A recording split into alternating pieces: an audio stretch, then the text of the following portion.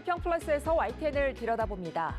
현재 시간 6월 24일 베네수엘라에서 규모 7.2, 7.5의 강진이 잇따라 발생했습니다. 지금까지 확인된 사망자 수만 3천 명이 넘는데요. 구조도 쉽지 않은 현장 상황에 무능력한 정부, 치안 불안까지 더해진 국가적 대재난 소식에 세계인들이 함께 충격과 분노, 슬픔과 안타까움을 느꼈습니다. 오늘 뉴스 리뷰와의 시간은 베네수엘라 강진 소식을 전한 YTN 보도를 살펴봅니다. 화면 너머의 목소리까지 듣고 답해드립니다. 시청자 톡톡Y로 도착한 의견들 함께 들어보시죠.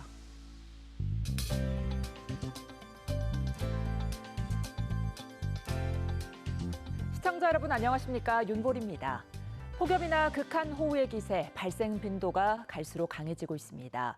정부는 올해부터 새로운 기상예보 체계와 국민안전 시스템을 가동하고 부처별로 국민안전 대응 매뉴얼을 알기 쉽고 자세하게 알리고 있는데요. 날씨로 생명을 위협받는 수준이 됐다는 판단에 따른 조치들입니다. 올여름 예년보다 더 덥고 힘들 거란 예보인데요. 날씨 정보, 건강 정보 자주 확인하시면서 건강하고 안전한 여름 나시길 바랍니다. 그럼 이번 주 시청자 비평 플러스 뉴스 리뷰와이부터 시작합니다.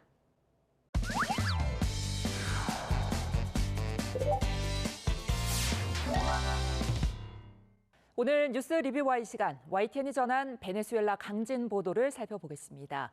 함께 이야기 나눌 두 분 모셨습니다. 먼저 강보라 시청자 평가원입니다. 이동우 해설위원 실장입니다. 베네수엘라 강진은 1분도 안 되는 짧은 시간에 규모 7.2와 7.5의 강진이 잇따라 덮쳐 피해가 컸습니다.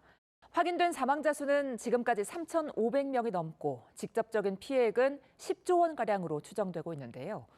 극심한 경제난에 시달리고 있는 베네수엘라가 감당하기 힘들 거란 전망과 함께 빈곤층이 많은 베네수엘라 국민의 삶이 벼랑 끝으로 내몰릴 수 있다는 우려도 큰 상황인데요. YTN 보도 지금까지 어떻게 보셨습니까?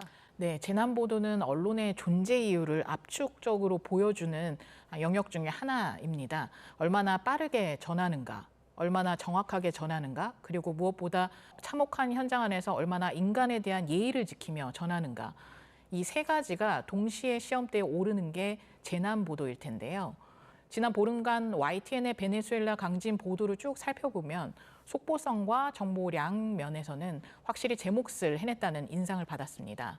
사망자와 실종자 수를 거의 매일, 때로는 하루에도 여러 차례 갱신해가며 전했고 국제사회의 구호 움직임도 비교적 촘촘히 담아냈습니다. 다만 그 성실함 이면에 조금 더 들어갔으면 좋았을 법한 지점들도 눈에 띄었는데요. 이를 중심으로 YTN의 베네수엘라 강진 보도에 대한 비평 포인트를 짚어보겠습니다. 네, 먼저 전체 흐름을 좀 짚어보겠습니다. 우리나라에서 발생한 게 아니라 취재에 분명히 한계가 있었을 텐데 이 신속한 정보 전달을 기본으로 또 어떤 게 뒷받침됐을까요? 네, 먼저 짚고 싶은 건요. 보도의 골격 자체입니다. 6월 25일 첫 속보부터 7월 3일까지 YTN의 베네수엘라 강진 보도는 대부분 사망자와 실종자 수를 중심으로 짜여 있었습니다. 사망자 164명에서 시작해 당시 약 2천여 명에 이르기까지 숫자가 불어나는 흐름을 그대로 따라가면서 재난의 심각성을 체감하게 만든 점은 분명 효과적이었습니다. 특히 미국 지질조사국의 사망자 예측 모델과 베네수엘라 정부의 공식 집계, 그리고 비공식 실종자 추산치를 함께 인용해서 피해 규모를 다각도로 가늠하게 한 점도 유익했습니다. 네, 그렇다면 이렇게 인명피해가 계속 커지는 이유에 대한 분석도 있었습니까? 네, 아쉽게도 피해의 숫자가 이렇게까지 커진 이유를 구조적으로 짚은 보도는 상대적으로 드물었습니다. 진원의 깊이에 대해 보도한 6월 26일의 리포트가 지진파의 특성과 단층선의 위치를 설명하며 이 질문에 답하려 한 거의 유일한 시도였는데요. 이마저도 단발성에 그친 것 같습니다. 진원의 깊이가 얕았던 것도 피해가 커진 또 하나의 이유입니다. 미국 지질조사국은 이번 이중 지진의 진원 깊이를 각각 20km, 10km로 특정했습니다. 비교적 깊지 않은 곳에서 발생하는 바람에 지진파가 지표면까지 닿는 동안 위력은 크게 줄지 않았습니다. 게다가 이런 지진의 충격이 수도 카라카스를 포함한 인구 밀집 지역을 향하면서 사상자가 늘었습니다. 특히 강력한 흔들림을 유발하는 단층선을 따라 지진의 위력이 전달되면서 그 충격을 사람들이 고스란히 안게 됐는데 이런 현상은 2023년 튀르키예 대지진 그리고 앞선 2010년 IT 대지진 때와 매우 비슷하다는 분석도 있습니다.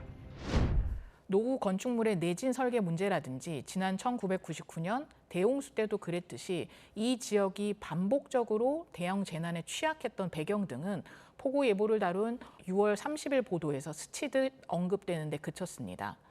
숫자를 성실히 갱신하는 것과 그 숫자가 왜 이렇게까지 커졌는지를 설명하는 것, 이 두 가지가 함께 갔다면 시청자들이 재난을 이해하는 깊이가 한층 달라졌을 거라는 아쉬움이 남습니다. 네, 재난의 배경까지 충분히 다뤄지지 못한 아쉬움을 좀 짚어주셨는데요. 이번 보도에서 재난 보도로서 또 다른 아쉬운 점이 더 있었을까요? 네, 두 번째로 짚어볼 지점인데요. 화면, 그러니까 이미지를 다루는 방식입니다. 해외 주요 공영방송사와 보도 전문 채널은 재난 보도에서 인간의 고통을 다루는 방식에 대해 상당히 엄격한 내부 준칙을 두고 있습니다. BBC는 포미를 인간의 고통을 재현할 때 가장 중요한 가치로 규정하고 시신이나 심각한 부상자의 근접 촬영을 원칙적으로 제한합니다. CNN은 재난 피해 아동을 촬영하거나 인터뷰할 때 법적 보호자의 명확한 동의를 요구하고요. 독일 ZDF는 아예 재난을 볼거리로 만드는 행위 자체를 경계하며 희생자와 생존자의 존엄성이 보도의 자유보다 우선한다고 명시하고 있습니다. YTN의 일부 보도에서 극한 상황 가운데 구조된 어린아이들의 얼굴이 화면에 그대로 노출됐습니다. 4살 아이가 잔해 속에서 극적으로 구조돼 급히 구급차로 옮겨지고 있습니다. 하지만 같은 공간, 세 아이 중 3살, 10살 두 아이를 잃은 어머니는 목 놓아 울고짖고 있습니다. Horrible. Hemos visto no, demasiado. Y luchando para sacar a los niños con la esperanza de conseguirlo vivo. 작고 여린 아기가 포대기에 쌓여 나오고 구조대가 조심조심 살피며 옮깁니다. 아기의 엄마도 함께 구조됐습니다. 태어난 지 겨우 18일 된 아기와 산모가 강진에 무너진 아파트 잔해 속에서 무사히 구조된 겁니다. 시시각각 조여오는 죽음의 공포에도 아기를 지키려는 모성애가 32시간을 견디게 했고 마침내 다시 빛을 보는 순간입니다. 여기서 제작진께 하나 여쭤보고 싶은 게 있는데요. 재난 현장에서 아동이나 부상자의 얼굴을 촬영하고 내보낼 때 YTN 내부에 별도의 정해둔 기준이 있는지 궁금합니다. 해외 언론처럼 사전 동의 확인이나 화면 처리에 대한 가이드라인이 마련돼 있는지 아니면 개별 기자와 데스크의 판단에 맡겨져 있는지요. 이제 재난 현장에서 이제 아동이나 부상자의 얼굴을 이제 촬영하고 보도하는 문제는 언론의 어떤 공익적인 기능과 또 개인의 초상권 사이에서 항상 예민한 논의가 이루어지는 영역인데요. 결론부터 말씀드리면 모든 언론사에는 공통적으로 적용되는 재난 보도 준칙이 이제 존재하고 있습니다. 하지만 실제 현장에서의 구체적인 적용은 개별 기자와 그 데스크의 판단에 상당 부분 의존하고 있는 것이 현실인데요. 한국기자협회를 비롯한 언론 유관단체들은 세월호 참사 이후에 재난 보도 준칙을 제정해서 운영하고 있는데요. YTN도 이를 준용하고 있는 상황입니다. 우선 피해자와 그 가족, 그리고 주변 사람들의 명예나 사생활, 또 심리적 안정을 침해해서는 안 된다고 명시되어 있고요. 그리고 특히 상세한 신상 공개나 부상자의 모습 등은 인격권 침해 우려가 크기 때문에 최대한 신중해야 한다, 이렇게 강조하고 있습니다. 이 준칙은 법적 강제성이 있는 법률이 아니라 언론인들이 스스로 지키기로 약속한 윤리 가이드라인인데요. 앞서 말씀드린 대로 이제 피해자 화면 사용 여부에 대한 최종 결정은 개별 기자와 현장을 총괄하는 데스크의 판단에 맡겨져 있는 경우가 이제 많은 것이 사실인데요. 원칙적으로는 피해자나 보호자의 동의를 얻는 것이 맞지만 재난이라는 어떤 긴박한 상황에서는 실질적으로 동의를 구하기 어려운 경우가 많은 것도 또 사실이거든요. 주요 사건이나 화면의 경우에는 보도국에서 이제 데스크들이 모두 모여서 해당 화면이 공익적 가치와 피해자 보호 가운데 어느 쪽에 더 무게를 둬야 할지 실시간으로 판단하고 최종 결정하고 있는 그런 상황입니다. 네, 피해자 화면 사용은 재난 보도 준칙을 바탕으로 공익성과 피해자 인권을 함께 고려해서 신중하게 결정하고 있다는 점 알아주시면 좋겠습니다. 자, 이런 가운데 베네수엘라 강진 참사를 두고 재난 대응의 붕괴뿐 아니라 국제 정치가 맞물린 사안이라는 분석이 이어지고 있습니다. 이 부분에 대한 설명은 충분히 있었습니까? 네, YTN은 재난을 이제 단순한 자연현상으로만 다루지 않고 그 이후 드러난 사회 그리고 정치적 문제들도 함께 짚었습니다. 정부의 미흡한 대처로 시신이 방치되고 주민들의 분노가 폭발한 상황, 텅 빈 상점에서 벌어진 약탈과 이에 따른 치안 군사화를 다뤘습니다. 미국의 반이민 정책으로 강제 송환된 이주민들이 귀국 직후 지진 피해를 입은 사연과 야권 지도자 마차도의 귀국이 정부에 의해 가로막혔다는 정치권 갈등까지 함께 엮어낸 꽤 밀도 있는 보도였습니다. 무너진 창고와 상점, 슈퍼마켓 안으로 들어가 그냥 물건을 갖고 나오는 이재민들입니다. 주로 먹을 것과 식수, 의류 등 생필품입니다. 경찰은 생존을 위해 기초 생필품을 약탈할 때는 사실상 묵인해주고 있다고 현장 자원봉사자들은 전했습니다. 베네수엘라 야권 지도자인 마차도는 파나마에서 귀국 항공편 탑승을 시도했지만 실패했다고 밝혔습니다. 마차도는 베네수엘라 정부가 인도적 지원 활동을 방해하고 정보를 은폐하고 있다고 비판했습니다. El régimen quiere bloquear mi regreso a Venezuela y el de miles de compatriotas que queremos ir a ayudar. 트럼프 행정부는 현 로드리게스 임시정부와 협력 관계를 유지하기 위해 마차도에게 귀국을 자제할 것을 요청한 것으로 알려졌습니다. 이 같은 보도들은 재난이 경제난이나 정치적 대립과 같이 그 사회에 이미 존재하던 균열을 어떻게 더 크게 드러내는지를 보여준다는 점에서 의미 있습니다. 해외 주요 방송사들도 이번 베네수엘라 지진을 다루면서 단순 피해 규모를 넘어 오랜 경제 위기 속에 방치되어 온 의료 시스템이나 인프라 문제를 반복적으로 짚었는데요. YTN의 보도들도 비슷한 방향성을 갖고 있었다고 봅니다. 다만 이 보도들이 개별 아이템만으로 흩어져 있었다는 점은 아쉬움으로 남습니다. 왜 재난 이후에 이런 문제들이 반복되는가라는 하나의 틀로 묶어 후속 기획을 이어간다면 흩어진 퍼즐 조각들이 하나의 그림으로 완성됐을 것 같습니다. 네, 말씀해 주신 것처럼 재난을 종합적으로 보도하기 위해서는 현장 소식을 빠르게 정확하게 취재해야 되죠. 그런 측면에서 현장 특파원의 존재가 중요한데 이번 베네수엘라 강진의 경우에는 대부분 우리나라 언론의 경우에 특파원 파견을 따로 진행하지 않았습니다. YTN도 마찬가지인데요. 이 부분에 대한 궁금증이 좀 있으셨을 것 같아요. 네, 그렇습니다. 이번 보도들을 쭉 보면 현장 전달의 대부분이 뉴욕 등 미국 특파원과의 연결 그리고 국제부의 전원으로 이루어졌습니다. 화면 역시 AP, 로이터 통신의 영상이나 소셜미디어 자료의 상당 부분 의존하고 있는데요. 네, 그렇습니다. 베네수엘라 당국은 현재까지 920명이 숨지고 3,360명이 다쳤다고 집계했습니다.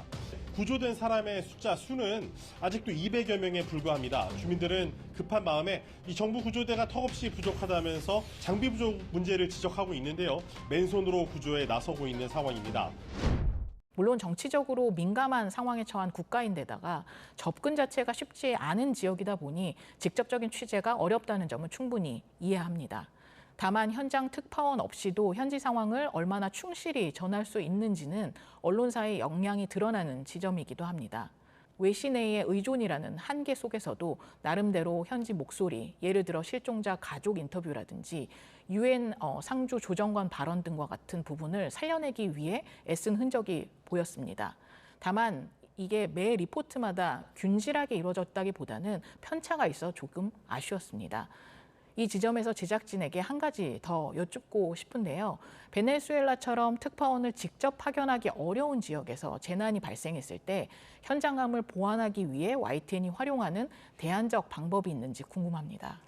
예, 이번 이제 베네수엘라 강진처럼 이제 대규모 재난이 발생을 하면 이제 YTN 보도국의 국제부장과 이제 그 재난 현장과 가까운 특파원이 서로 논의를 해서 바로 특파원을 파견할지 여부를 이제 결정하게 되는데요.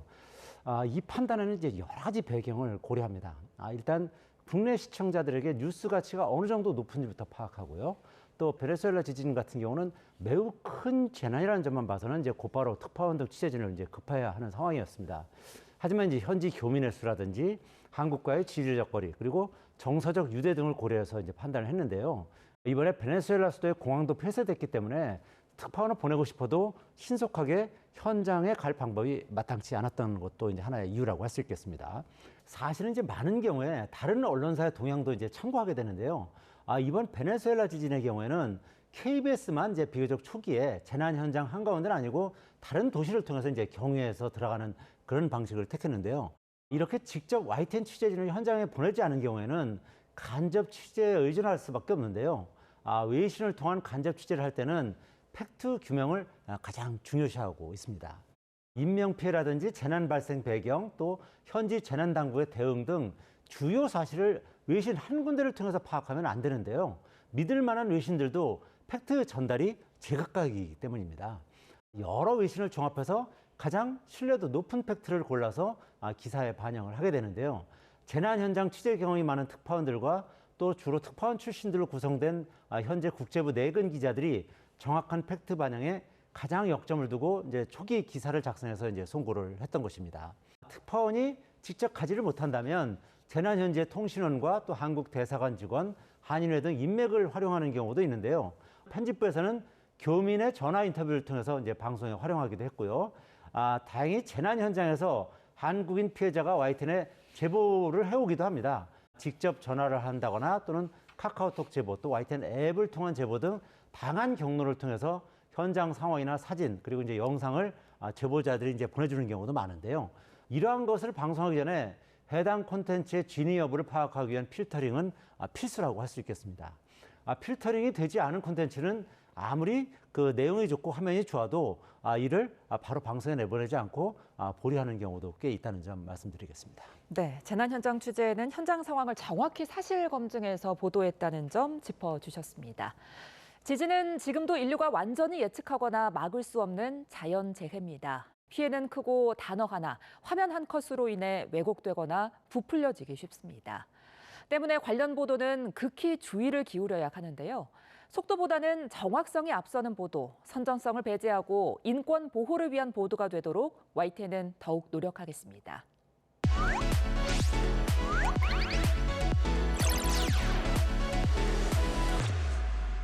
시청자의 알 권리와 보도의 가치 향상을 위해 노력한 방송을 꼽아보는 디딤돌 뉴스 시간입니다. 평가원님, 이번 주 주목할 만한 보도 어떤 게 있었습니까? 네, 이번 주 디딤돌 뉴스로는요. 일본의 강진과 우리나라의 상황을 연결지어 설명한 보도를 꼽아보았는데요. 이 보도는 베네수엘라와 일본에서 잇따라 발생한 강진을 계기로 한국의 일상을 되돌아보게끔 이끌었습니다. 전문가의 인터뷰를 통해 일본 난카이 대지진이 발생할 경우 한반도에 미칠 지질학적 영향까지 구체적으로 설명하며 지진 대비가 남의 나라 얘기가 아니라는 걸 논리적으로 풀어냈습니다. 이 보도가 인상적이었던 건 먼 나라의 재난 소식을 그저 자극적으로 소비하고 지나가는 대신 시청자가 자신의 삶과 연결지어 생각해볼 질문으로 전환했다는 점입니다. 최근 몇 년 새 대형 산불이나 이상기후, 그리고 이번처럼 예측을 뛰어넘는 베네수엘라 강진까지 지구 어디에서든 우리 지역은 안전하다는 안일한 전제가 흔들리고 있는 것도 사실입니다.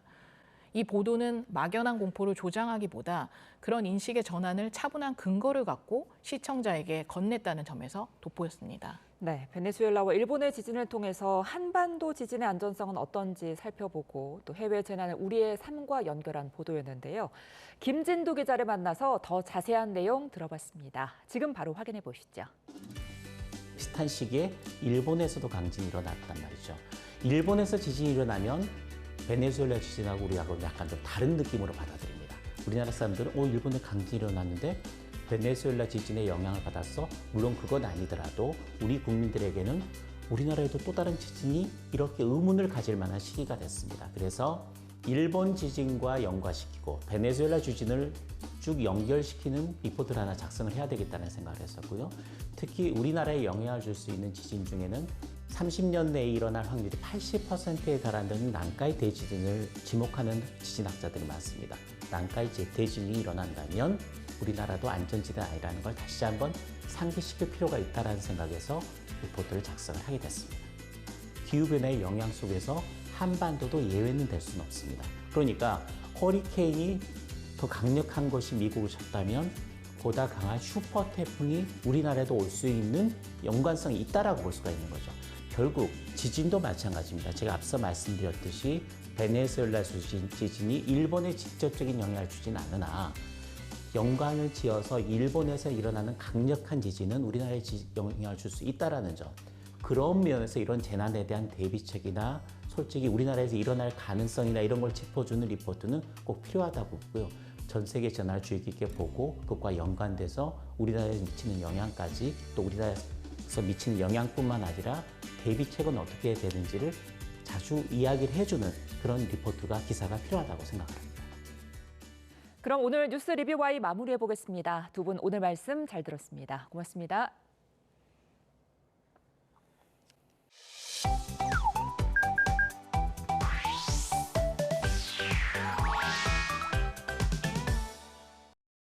뉴스는 전달로만 끝나지 않습니다. 뉴스를 본 시청자의 생각이 더해질 때 비로소 완성되는데요. YTN을 향한 시청자의 목소리를 듣고 YTN이 답하는 시청자 톡톡Y 시간입니다. 오늘은 어떤 의견이 들어왔을까요? 지금 바로 확인해 보시죠. 안녕하세요. 황지연입니다. 뉴스를 보다 생긴 궁금증, 이 시간에 속 시원하게 풀어드리겠습니다. 그럼 시청자 톡톡Y 첫 번째 보도부터 살펴볼까요? 이 딸기 수확을 더디게 하는 건 다름 아닌 때이른 더입니다. 제가 들어와 있는 이 빈하우스 현재 기온 이 35.5도를 가리키고 있습니다. 현재 밀양의 기온이 27도 정도인 걸 고려하면 이보다 7에서 8도 정도 높은 셈인데요. 농장주는 빈하우스 내부 온도가 정오부터 오후 2시 무렵 사이 온도가 높을 때 40도에 이르기도 한다고 말했습니다. 이에 작업자들은 햇볕이 가장 강한 이 시간을 피해 이른 새벽에 나와 작업하고 있습니다. 폭염 속 비닐하우스 농가의 작업 환경과 온열 질환 위험에 대해 보도했는데요. 관련해 고령 농민이나 야외 노동자를 위한 정부의 작업 환경 개선 예방책 등이 마련돼 있는지 궁금증이 남았다는 시청자 의견이 있었습니다. 폭염에는 야외 활동은 자제해야 한다는 기본 수칙 모두 잘 알고 있으실 텐데요. 하지만 폭염에도 밖에서 일을 해야 하는 야외 노동자는 그 수칙을 지키기가 쉽지 않습니다. 이런 경우를 대비하기 위해 고용노동부가 대책을 발표했는데요. 어떤 내용인지 자세히 살펴볼까요? 지난해 여름철 평균 기온이 25.7도로 기상 관측 73년 이래 역대 1위를 기록했는데요. 정말이지 기후위기가 현실화되고 있음을 실감케 했습니다. 이에 고용노동부는 여름철 폭염을 기후재난으로 판단하고 폭염 대응을 체계적으로 관리하기 위한 폭염 대비 노동자 건강보호 대책을 시행한다고 합니다. 자세한 내용을 살펴보면 올해부터 기상청에서 도입한 폭염 중대경보에 따라 단계별 작업 중지를 강력히 권고하는데요. 체감온도 33도 이상 폭염주의보에는 작업 시간대를 조정하거나 5개 작업을 단축하고요. 체감온도 35도 이상 폭염경보에는 무더위 시간대인 14시에서 17시에 5개 작업을 중지하며 체감온도 38도 이상 폭염 중대경보에는 긴급조치 작업 외 5개 작업을 중지합니다. 또한 온열질환 산재 발생 위험이 높은 폭염 취약 업종에 대해서 맞춤형 예방 대책을 강도 높게 추진합니다.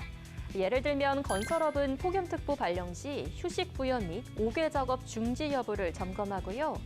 그늘막과 이동식 에어컨이 제대로 설치돼 있는지 확인한다고 합니다.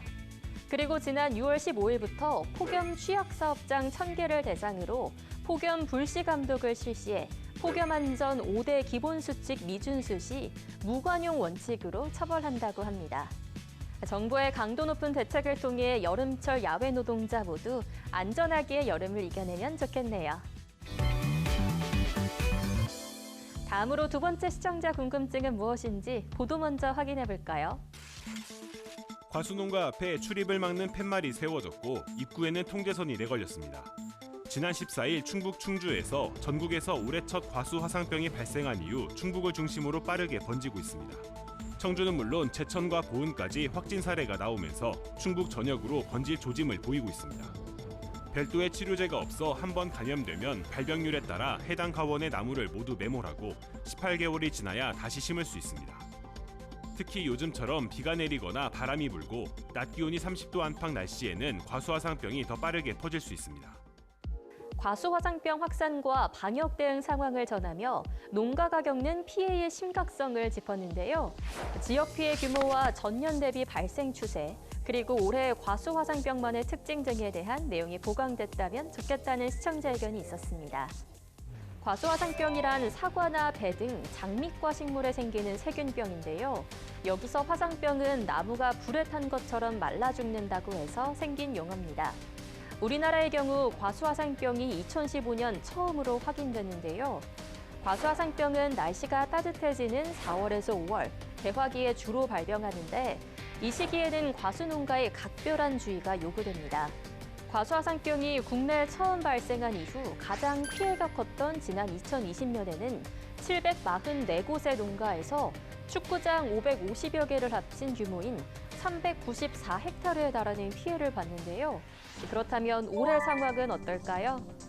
올해 과수화상병이 발생한 충남의 농가는 모두 19곳, 특히 충남의 사과 주산지인 예산에서만 13곳의 농가가 감염됐습니다. 전국적으로는 6월 15일 기준 과수화상병 발생 농가는 100곳을 넘겼고요. 지난해 같은 시기보다 농가 수는 20%, 피해 면적은 30% 넘게 늘었습니다. 특히 경기 고양과 충남, 홍성, 공주, 세종 등 발생 이력이 없던 곳에서도 피해가 늘고 있다고 합니다. 이처럼 올해 과수화상병의 양상은 이전과 다르게 나타나는데요. 발생 권역의 변화가 나타나고 있습니다. 변화의 주요 원인을 살펴볼까요?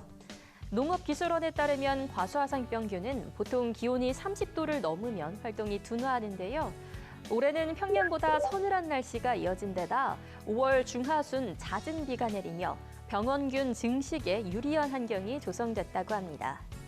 재배 구조적 특성도 영향을 미친 것으로 분석했는데요. 올해 다수의 감염 사례가 발생한 청주 미원면은 사과 재배지가 밀집해 있어 병이 확산하기 쉬운 환경을 갖추고 있다고 합니다. 전파 경로도 복합적인데요. 과수화상병이 발생한 과수원에서 사용한 작업 도구를 소독 없이 사용할 경우 병원균이 옮겨질 수 있고요.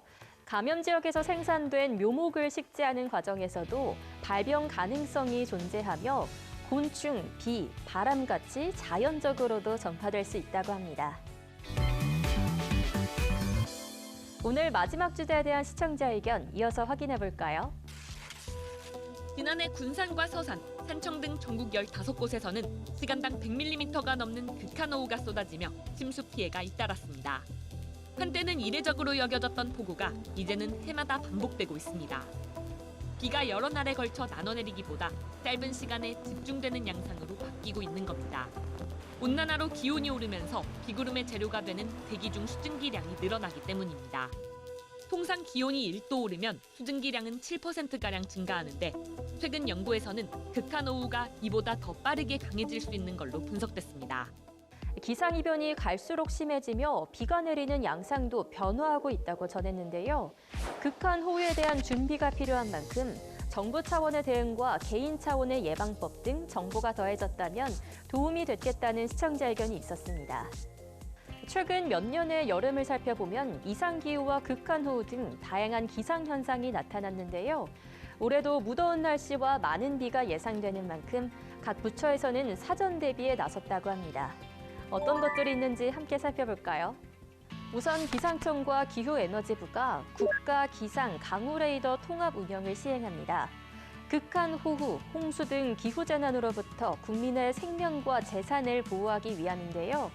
이를 통해 강수는 물론이고 강설, 우박, 바람 등 다양한 위험 기상을 지상부터 상층까지 촘촘하게 감시함으로써 예보 지원 능력을 강화하는 겁니다. 특히 집중호우를 유발하는 기구름의 발달 여부를 실시간으로 감시해 위기경보 선행 시간 확보에 기여한다고 하는데요. 농어촌공사는 집중호우 피해 예방을 위해 농업용 저수지 등 관리 중인 수리시설물에 대한 안전 점검과 정비를 강화했고요. 배수장에 대해서는 사전 가동 점검을 실시해 강우 시 즉시 운영할 수 있도록 대비 태세를 유지합니다. 개인이 호우 전 대비할 수 있는 방법은 무엇이 있을까요? 먼저 많은 비가 예고됐다면 비가 오기 전 차량과 시설물을 점검합니다.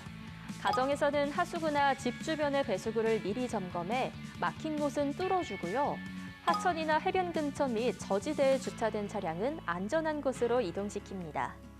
호우특보가 발효되면 저지대나 상습 침수 지역, 산사태 위험 지역, 지하 공간이나 붕괴 우려가 있는 노후주택과 건물 등에서 벗어나 안전한 곳으로 몸을 옮겨야 하는데요. 잘 알아두셨다가 호우 예보가 있다면 미리 실천해 보시기 바랍니다. 여러분이 남겨주신 궁금증 오늘도 속 시원히 풀리셨을까요? 다음 시간 알찬 내용으로 찾아오겠습니다. 그럼 다음 주에 만나요.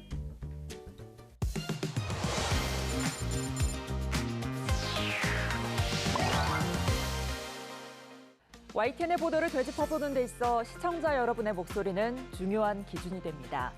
방송에 대한 여러 의견들 SNS와 홈페이지를 통해 남겨주시고요. 시청자 비평 플러스는 다음 주 보다 깊이 있는 시선으로 찾아뵙겠습니다. 시청해주신 여러분 고맙습니다.